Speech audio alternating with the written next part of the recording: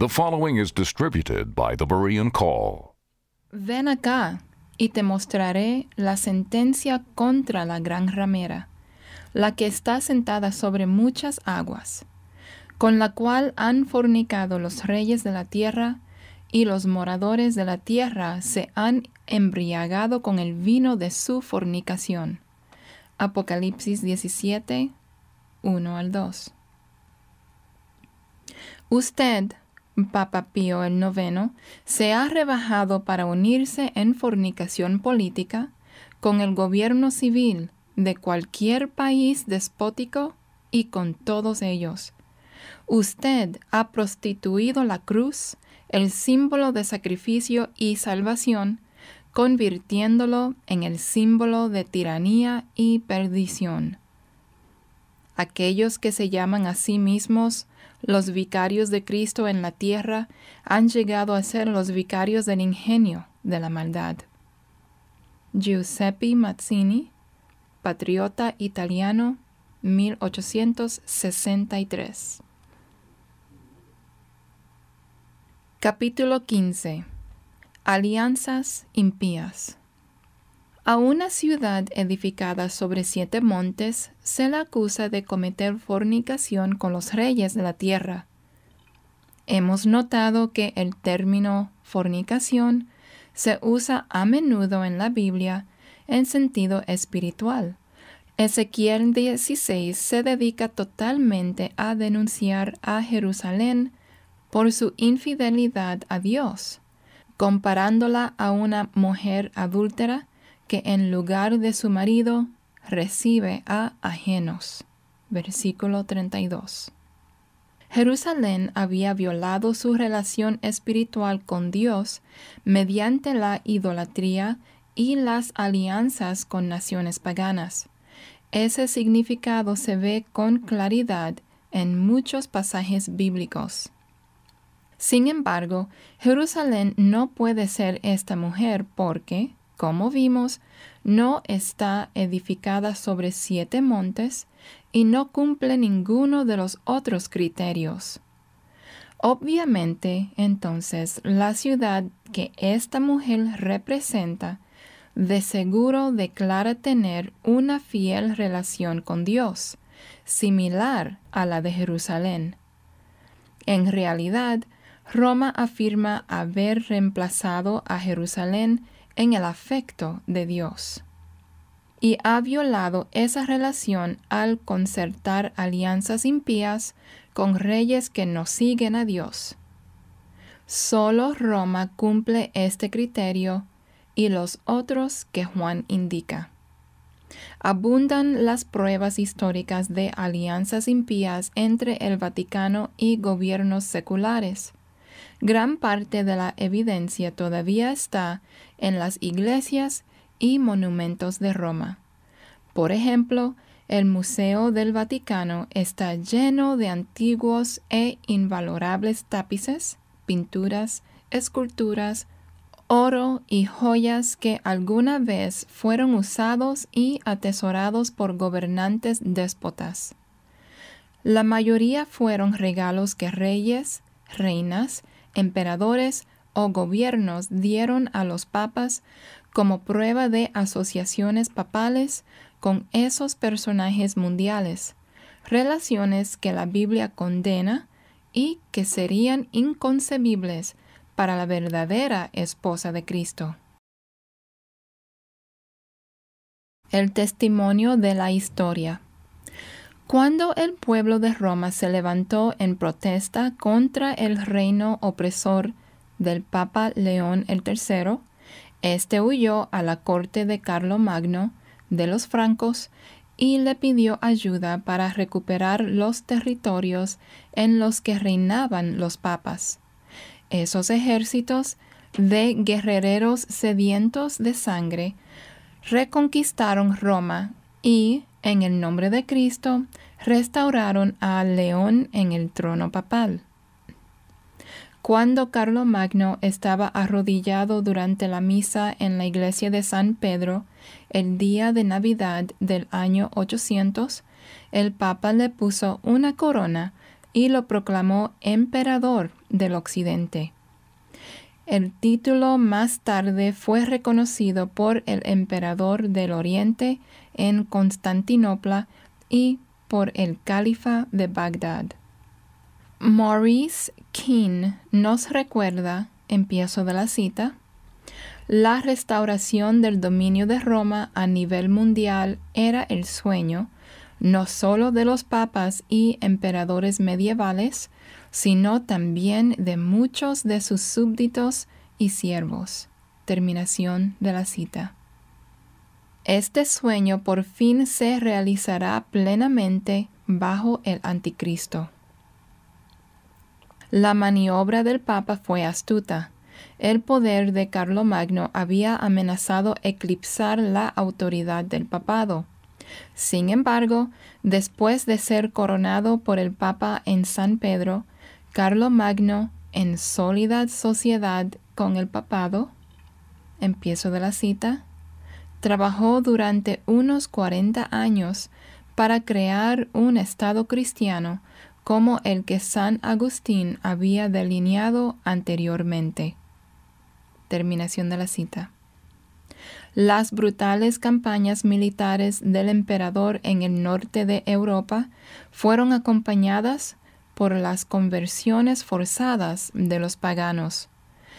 Carlomagno fue el brazo secular de los papas que cristianizó a los paganos con la espada, y así engrandeció el dominio católico romano, tal como los conquistadores españoles lo harían después en el territorio americano. Como mencionamos antes, Pipino, el padre de Carlomagno, basándose en el documento fraudulento La Donación de Constantino, había tomado control de extensos territorios y los había transferido a los papas. Esas tierras luego se conocieron como estados papales y fueron gobernados por el papado. Carlomagno también fue engañado por este fraude. Basado en la donación, redactó un documento en el que reconocía al papado como gobernante espiritual y temporal de todas las regiones de Italia y el Occidente. Después, Carlomagno actuó como protector y socio de los papas, tal como lo había hecho Constantino al principio de la coalición que se desarrolló entre la Iglesia y el Estado. Dicho arreglo, totalmente contrario a las enseñanzas de Cristo, es solo un ejemplo de la fornicación espiritual en la que se involucraría esta mujer, exactamente como se le mostró a Juan en la visión. Finalmente, la Iglesia y el Estado se aliaron tan estrechamente que casi era imposible distinguir al uno del otro. Los emperadores convocaban y presidían los grandes concilios de la Iglesia y consideraban a los papas y al resto de la jerarquía de la Iglesia como sus asociados para gobernar a las masas. Esas impías alianzas papales, que pronto se generalizaron, hubieron sido anatema en la Iglesia primitiva. Ridiculizaban el rechazo y la crucifixión que sufrió Cristo de parte del mundo. Considérese otro extracto del discurso vergonzosamente halagador presentado por Eusebio, una porción diferente de la que citamos previamente, en honor a Constantino. Le atribuye al emperador pagano las mismas cualidades espirituales y la autoridad y funciones eclesiásticas que los papas se atribuyen en la actualidad. Empiezo de la cita. Nuestro emperador, amigo de Cristo, actuando como intérprete de la palabra de Dios, tiene como meta que la raza humana vuelva al conocimiento de Dios, proclamando claramente en los oídos de todos y declarando con poderosa voz las leyes de la verdad y piedad a todos los que moran en la tierra. Puesto que está investido de la apariencia de soberanía celestial, concibe su gobierno terrenal según el modelo de ese original divino, la monarquía de Dios. Terminación de la cita. No hay duda alguna en cuanto a la asombrosa exactitud de la visión de Juan, de una ciudad que declara pertenecer a Cristo, pero se prostituye con los reyes de la tierra. Hacer que gobernantes paganos impongan el cristianismo mediante el poder militar sobre un creciente imperio papal es una parodia blasfema de la verdad que Cristo proclamó. Era una tergiversación tan perversa del Evangelio y una identificación tan confusa del Estado con la Iglesia que finalmente a Cristo se le consideraba el verdadero gobernante de Bizancio. Había monedas que lo mostraban usando la corona imperial e íconos que lo representaban con las vestiduras del emperador. El trono del emperador estaba al lado de otro trono, que estaba vacío excepto por una copia de los evangelios, indicando que Cristo era el coemperador de Bizancio. Ese era el espíritu de los tiempos que prevalecía también en el occidente. Finalmente, como indicamos, el Papa Inocencio III abolió el Senado romano y puso la administración de Roma directamente bajo su control, con un solo senador como suplente. En 1266, Clemente IV asignó esta función a Carlos de Anjou, quien fundó la Universidad de Roma. El papado continuó ocupando un lugar central en casi toda intriga política, y sus ejércitos estaban aliados con las fuerzas militares de muchos reyes en las continuas guerras que plagaron a Europa. En el Nuevo Mundo, la Iglesia colaboró con los conquistadores españoles y con los portugueses en África. Recientemente, los activistas nativos norteamericanos solicitaron al Papa Juan Pablo II que revocara formalmente la bula papal Inter Cetera, promulgada en 1493, que declaraba que las naciones bárbaras descubiertas y por descubrir debían someterse a la fe católica a fin de propagar el imperio cristiano. Podríamos mencionar muchos ejemplos más de fornicación con los reyes de la tierra en épocas pasadas, pero debemos hablar de los tiempos modernos. El Concordato de 1929 con Mussolini. Mencionamos ya que en 1870 se declaró la independencia de Italia y la nueva nación unida absorbió lo que quedó de los estados papales. También destacamos que el pueblo italiano votó abrumadoramente en contra del régimen papal y a favor de la nueva independencia. Se puso fin a los poderes temporales de los papas, incluyendo su prestigio y las alianzas con regímenes terrenales. La autoridad civil de los papas quedó limitada al Vaticano, donde permanecieron en exilio autoimpuesto por casi 60 años, hasta que, en 1929, Mussolini y el Papa Pío XI firmaron el Tratado de Letrán. Este concordato estableció nuevamente el catolicismo romano, por ley nacional, como la única religión de Italia. Ni Pedro, ni Pablo, y ciertamente ni Cristo, habrían celebrado semejante acuerdo con ningún gobierno, mucho menos con una dictadura fascista.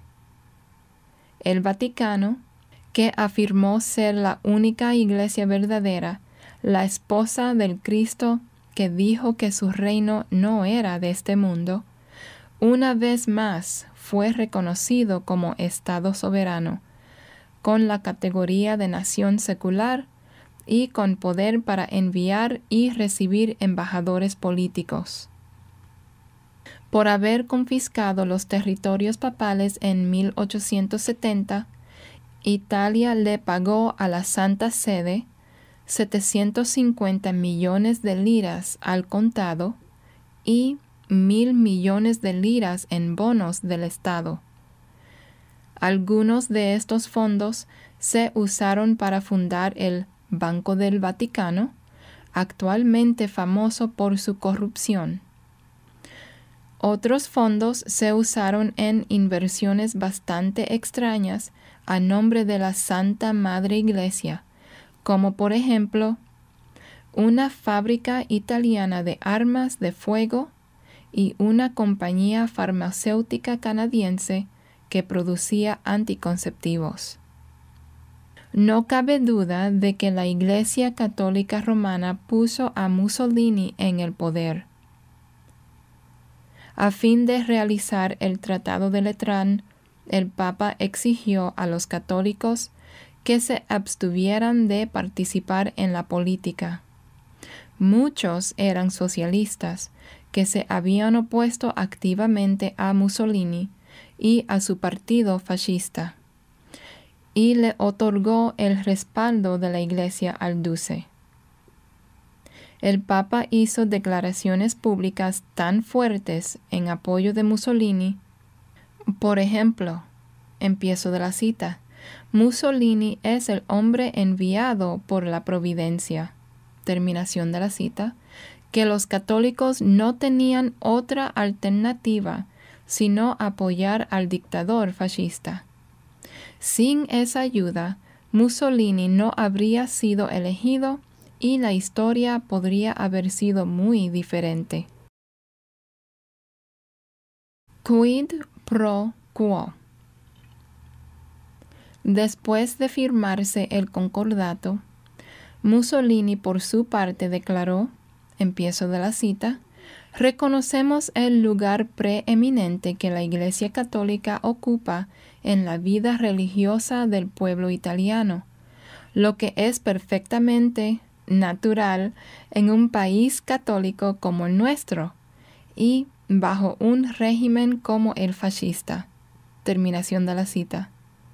En un discurso dirigido al Papa, todos los cardenales en Roma alabaron a Mussolini como, empiezo de la cita, ese eminente estadista que gobierna a Italia por decreto de la divina providencia.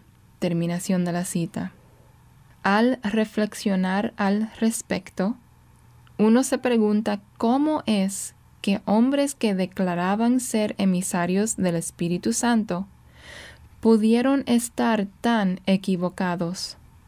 No obstante, había una razón egoísta tras la insensatez de ellos. Era un quid pro quo que prometía mucho para ambas partes. Mussolini necesitaba a la Iglesia para establecer su dominio en Italia y, por su parte, la Iglesia estaba dispuesta a apoyarlo a cambio de restaurar por lo menos algo de su prestigio y poder anteriores. Con el sólido respaldo de la Iglesia, Mussolini se estableció como dictador y, con el tratado, el pontífice romano obtuvo otra vez la categoría como mano derecha del emperador, un puesto que los papas habían disfrutado antes, comenzando con Constantino y continuando con sus sucesores. Después de una breve interrupción, la fornicación con los reyes había comenzado de nuevo. Durante el tiempo que duró la Segunda Guerra Mundial, la Iglesia siguió siendo la leal socia de una dictadura opresiva que, con gran placer, le dio al Papa lo que quería: la represión de los derechos humanos fundamentales. Siendo el catolicismo la religión del Estado, se declaró obligatoria la educación religiosa en las escuelas. La Iglesia debía aprobar a los maestros y los libros de texto. Se decretó como obligatorio el casamiento religioso y se prohibió el divorcio. Criticar el catolicismo en forma oral o impresa era un delito capital. Averell Manhattan, en la obra The Vatican and World Politics, El Vaticano y la Política Mundial, expresó, empiezo de la cita, la Iglesia, por tanto, llegó a ser el arma religiosa del Estado fascista, mientras que el Estado fascista llegó a ser el brazo secular de la Iglesia. Terminación de la cita. Aunque lo deseara, ninguna otra iglesia, bautista, metodista, luterana, podría llevar a cabo semejante arreglo con un gobierno secular. Solo la Ciudad del Vaticano es capaz de cometer fornicación espiritual, y eso es exactamente su concordato con Mussolini y los que firmó más tarde con Hitler y otros gobiernos. Simplemente no hay forma de equivocarse en cuanto a la identidad de esta mujer. El 3 de junio de 1985, el Vaticano e Italia firmaron un nuevo concordato que puso fin a un número de privilegios que la Iglesia Católica tenía en Italia, incluyendo su categoría como Iglesia del Estado. El nuevo tratado garantiza libertad de religión para no católicos y pone fin al Estado de Roma como ciudad sagrada, pero todavía reconoce la importancia particular de Roma para el catolicismo romano. El concordato de 1933 con Hitler. Una de las figuras claves al negociar el concordato de 1929 con Mussolini fue el procurador Francesco Pacelli, hermano del cardenal Eugenio Pacelli, que más tarde sería el Papa Pío XII. Este, como secretario de Estado del Vaticano, desempeñó un papel clave al negociar el concordato de 1933 con Hitler, que resultó lucrativo para la Iglesia.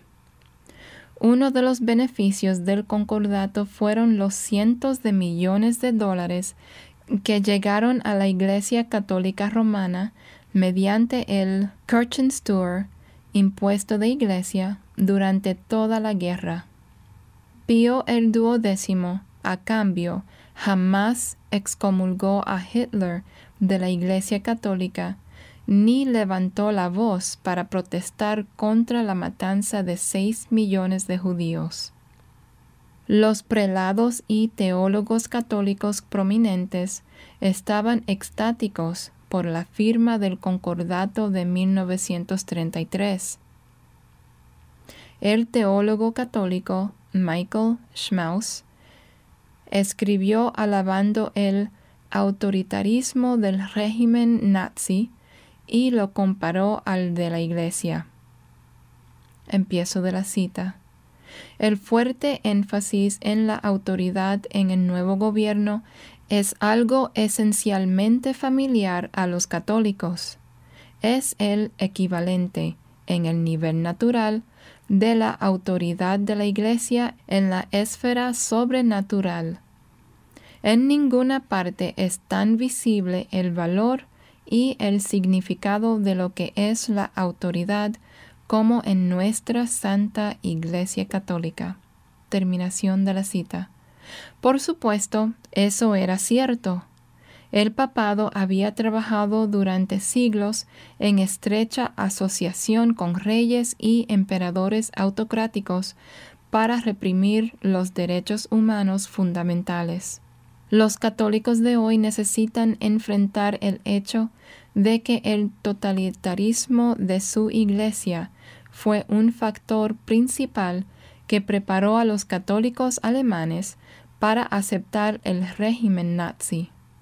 Joseph Lorz, profesor católico de Historia de la Iglesia, empiezo de la cita, nunca se cansó de hablar de la afinidad fundamental entre el nacionalsocialismo y el catolicismo, una afinidad asombrosamente profunda.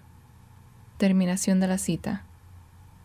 En el mismo año, 1933, un conocido prelado de Colonia, Robert Grosch, escribió en Die Schilgenossen, empiezo de la cita, cuando la infalibilidad papal se definió en 1870, la Iglesia se estaba anticipando a un nivel superior a la decisión histórica que ahora se ha tomado a nivel político, una decisión a favor de la autoridad y en contra de la discusión, a favor del Papa y en contra de la soberanía del Concilio, a favor del Führer y en contra del Parlamento.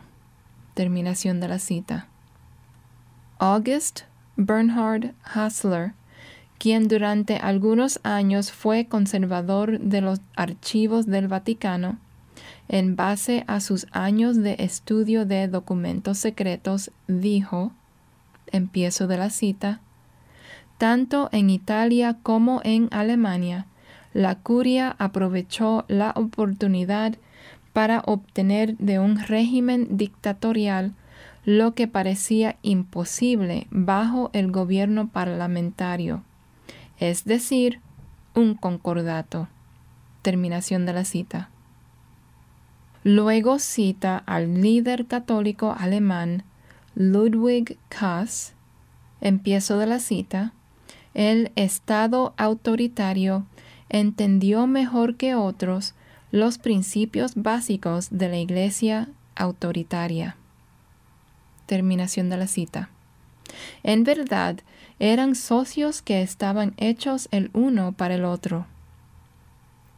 6 meses después que Hitler asumió el poder, recibió la siguiente nota de felicitación del cardenal Michael Faulhaber. Empiezo de la cita. Lo que los antiguos parlamentos y partidos no lograron en 60 años, en 6 meses vuestra amplia visión de estadista lo ha hecho realidad en la historia del mundo.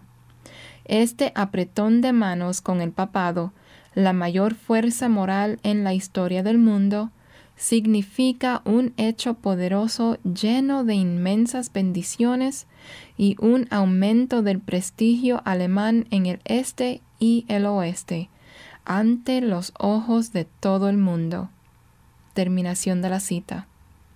John Toland, periodista ganador del premio Pulitzer, señala que los líderes de la Iglesia Católica Romana estaban ansiosos de congraciarse con Hitler.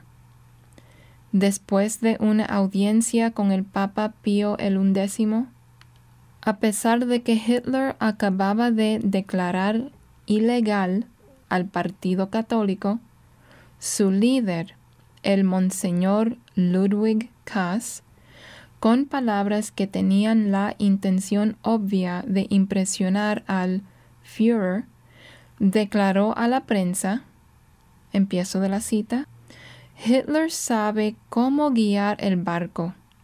Aún antes que fuera canciller, me reuní con él con frecuencia y me impresionó su claro razonamiento, su forma de enfrentar las realidades mientras mantenía sus ideales, los cuales son nobles.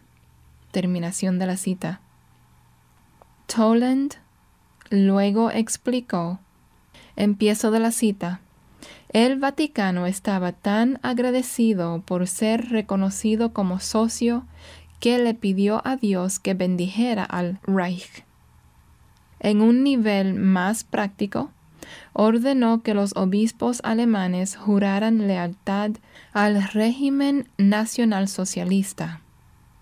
El nuevo juramento con estas palabras significativas: al desempeñar mi oficio espiritual y al cuidar por el bienestar e interés del Reich alemán, procuraré evitar todo acto perjudicial que pudiera ponerlo en peligro.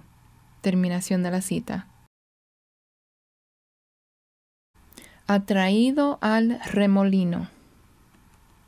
Cuando, a pesar de las objeciones de Mussolini, Hitler anunció que Alemania se retiraba de la Liga de Naciones, llegó un telegrama de la Acción Católica prometiendo su apoyo. Con astucia, Hitler hizo que esta decisión estuviera sujeta al voto del pueblo. Luego presionó para que lo respaldaran.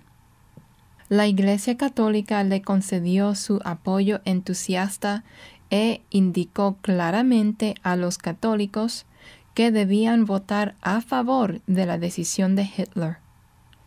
El cardenal Faulhaber, con la aprobación de todos los obispos de Baviera, declaró que al votar sí, los católicos de nuevo, empiezo de la cita, profesarían su lealtad a la gente y a la patria, y su aprobación de los esfuerzos prudentes y enérgicos del Führer para evitarle al pueblo alemán el terror de la guerra y los horrores del bolchevismo, para asegurar el orden público y crear trabajo para los desocupados. Terminación de la cita. Cuando Hitler ingresó con sus tropas a Austria, después de sus promesas habituales de que no lo haría, le asombró el entusiasmo de las multitudes de austríacos, casi todos católicos, que le dieron la bienvenida. Después de hablar a una multitud de unas 200,000 personas en la Heldenplatz, encabezó un desfile que pasó frente al Palacio de Invierno con generales austríacos que lo seguían a caballo. Más tarde, el cardenal Innitzer saludó a Hitler con la señal de la cruz y le aseguró que mientras la Iglesia Católica Romana conservara su libertad, los católicos austríacos serían los más leales hijos del Gran Reich, a cuyos brazos habían sido llevados de regreso en ese día tan importante. El Führer estrechó calurosamente la mano del cardenal y le hizo toda clase de promesas. Cuando Hitler cumplió 50 años, se celebraron misas votivas especiales en todas las iglesias alemanas, católicas romanas, para implorar la bendición de Dios sobre el Führer y el pueblo. El obispo de Mainz hizo un llamado a los católicos de su diócesis para que oraran por el Führer y canciller, quien inspiró, engrandeció y protegió al Reich. El Papa tampoco olvidó enviarle sus felicitaciones. La prensa católica en toda Alemania declaró, casi en forma unánime, que Hitler había escapado del atentado contra su vida en 1939 gracias a la milagrosa protección de Dios. El cardenal Faulhaber ordenó que se cantara un Te Deum en la Catedral de Múnich para agradecer a la divina providencia en nombre de la arquidiócesis por el afortunado escape del Führer. El Papa no condenó las matanzas que Alemania había llevado a cabo en Polonia, pero no dejó de enviarle a Hitler una especial felicitación personal por haber sobrevivido milagrosamente el intento de asesinato. Aunque la maldad de Hitler se había demostrado plenamente, la Iglesia continuó apoyándolo. Cuando las tropas alemanas iniciaron sus ataques contra la Unión Soviética, el Papa otra vez expresó claramente que respaldaba la lucha nazi contra el bolchevismo, describiéndola como noble valentía en defensa de los fundamentos de la cultura cristiana. Como era de esperar, muchos obispos alemanes apoyaron abiertamente el ataque. Uno lo llamó Cruzada Europea, una misión similar a la de los caballeros teutónicos. El Papa exhortó a los católicos a pelear por, empiezo de la cita, una victoria que permitiera a Europa respirar libremente otra vez y prometiera un nuevo futuro para todas las naciones. Terminación de la cita. Podríamos continuar citando página tras página de documentación. No obstante, basta esto para establecer que desde el Papa y los obispos, todos los católicos romanos sentían afinidad con Hitler y lo apoyaron aún después de conocerse sus implacables ambiciones expansionistas y sus crímenes contra la humanidad. ¿Alianza impía? ¿Fornicación espiritual? No nos quepa la menor duda. Las alianzas en la actualidad. La portada de la revista Time del 24 de febrero de 1992 mostraba fotografías del expresidente Ronald Reagan y del Papa Juan Pablo II, con esta leyenda alarmante: Alianza Santa.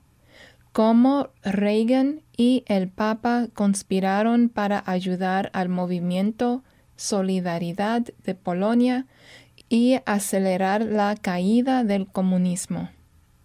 El artículo principal relataba que Reagan había, empiezo de la cita, creído fervientemente en los beneficios y aplicaciones prácticas de la relación de Washington con el Vaticano.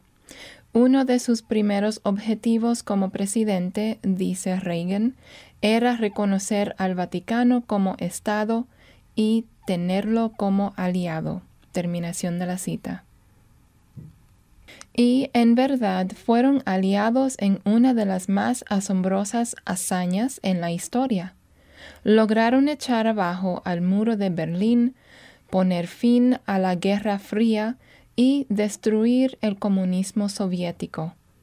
Fue una historia de intrigas y cooperación entre la Agencia Central de Inteligencia, CIA, y los agentes del Vaticano que, al parecer, eran aún más eficaces.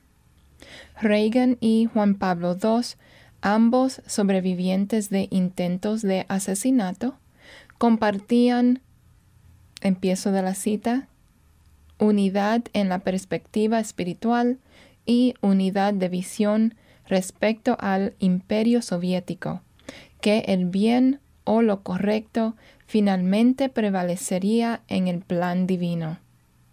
Terminación de la cita. Una estrategia de 5 partes surgió durante la primera mitad de 1982, con el propósito de causar el colapso de la economía soviética, debilitando los vínculos entre la URSS y sus estados clientes en el Pacto de Varsovia y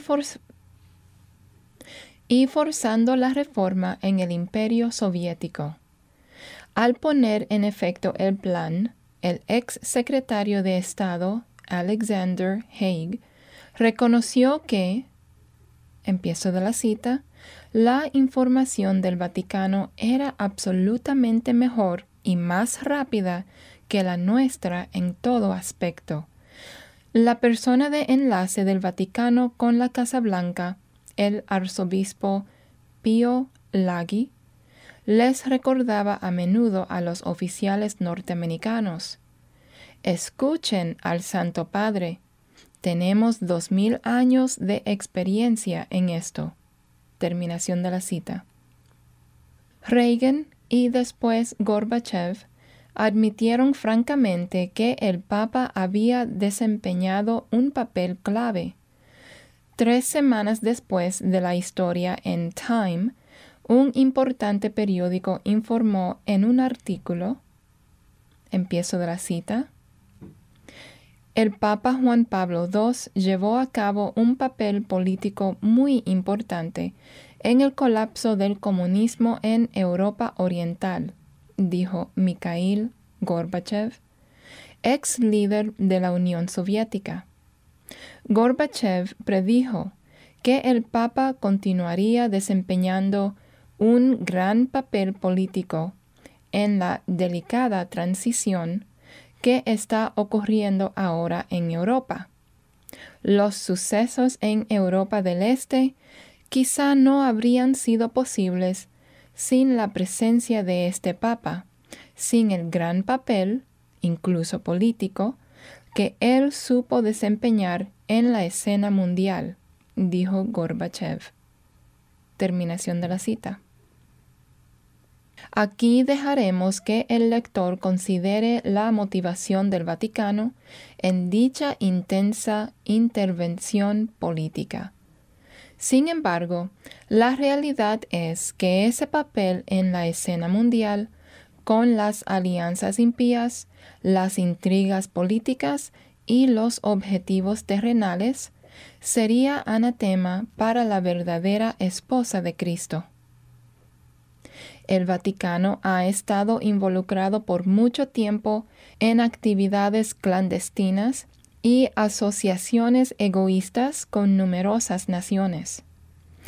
Según la revista de los Caballeros de Colón, empiezo de la cita, la historia de la relación diplomática entre los Estados Unidos y la Santa Sede comenzó hace casi 200 años. Terminación de la cita. El artículo mostraba la fotografía de Thomas Melody, entonces embajador norteamericano en el Vaticano, y su esposa Margaret con el Papa, y citaba a Melody. Empiezo de la cita. El Papa Juan Pablo II cuenta con el máximo respeto como líder mundial. Nuestro gobierno está cooperando como un gobierno con otro, el de la Santa Sede. Es un gran honor para mí estar allí, representando a nuestro gobierno ante la Santa Sede en este importante momento en la historia del mundo. Terminación de la cita. Cristo, cuyo reino al principio no era de este mundo, aparentemente había cambiado de idea. Aquel que había comisionado a sus discípulos para invitar a las personas a convertirse del mundo a la ciudadanía celestial con su evangelio de gracia redentora, al parecer había decidido trabajar con las naciones de este mundo para crear un paraíso aquí. El artículo de los Caballeros de Colón luego expresaba regocijo por la siguiente razón. Empiezo de la cita. Las relaciones diplomáticas entre los Estados Unidos y la Santa Sede comenzaron en el siglo XVIII, cuando los estados papales, antes de su incorporación a Italia, aceptaron abrir varios puertos mediterráneos a los barcos estadounidenses. En 1797, Juan B. Sartori, un italiano, fue nombrado cónsul de los Estados Unidos. En 1847, a solicitud del presidente James K. Polk, el Senado de los Estados Unidos estableció un puesto diplomático en los estados papales, hasta 1867, cuando elementos anticatólicos en los Estados Unidos lograron que se eliminara la misión diplomática. Las relaciones informales se reanudaron en 1939, cuando el presidente Franklin D. Roosevelt nombró a Myron C. Taylor como su enviado personal a la Santa Sede. En 1981, el presidente Reagan nombró a William A. Wilson, un católico, para ese cargo. Wilson prestó servicios hasta 1984, cuando el Vaticano y los Estados Unidos iniciaron relaciones diplomáticas plenas y a Wilson lo designaron como primer embajador norteamericano ante la Santa Sede. Terminación de la cita. Considérense las siguientes declaraciones en un folleto publicado recientemente para anunciar el suceso católico del año. Empiezo de la cita. El Papa León XIII comparó la apropiada relación entre la Iglesia y el Estado a la unión del alma y el cuerpo en el ser humano. Imaginémonos una nación sin alma, como lo han confirmado con aterradora claridad los sucesos recientes. Estados Unidos hoy es tal nación. América fue descubierta por un católico, Cristóbal Colón, quien declaró que esas tierras le pertenecían a Cristo el Rey. Para que América sea descubierta otra vez y se declare nuevamente que le pertenece a nuestro Rey, si Estados Unidos desea encontrar su alma perdida, son los católicos los que deben actuar, y actuar ahora. Terminación de la cita. Roma no ha cambiado. Sus ambiciones siguen siendo de este mundo. Por supuesto, es en el nombre de Cristo que ella quiere restablecer su reino sobre los reyes de la tierra. Es por el bien de la humanidad y para la gloria de Cristo, según ella lo percibe, que la Iglesia Católica procura incesante y eficazmente que toda la humanidad y todos sus bienes estén otra vez bajo su control. El Concilio Vaticano II no podría haberlo expresado más claramente. Please visit our website, thebereancall.org, to access our radio archives going back to 1999 and our newsletter going back to 1986. We offer daily updates by email or visit us on Facebook or Twitter. Are you looking for information about a specific topic? Go to thebereancall.org and click on Topics at the top of the page. Our online store is thebereancall.com. We offer a wide variety of books, tracts, CDs, and DVDs. Note that most of our ebooks are free. I'm Gary Carmichael. Thanks for tuning in, and we hope you can join us again next week. Until then, we encourage you to search the Scriptures 24/7. Though none go with me, I still will follow. No turning back, no turning back.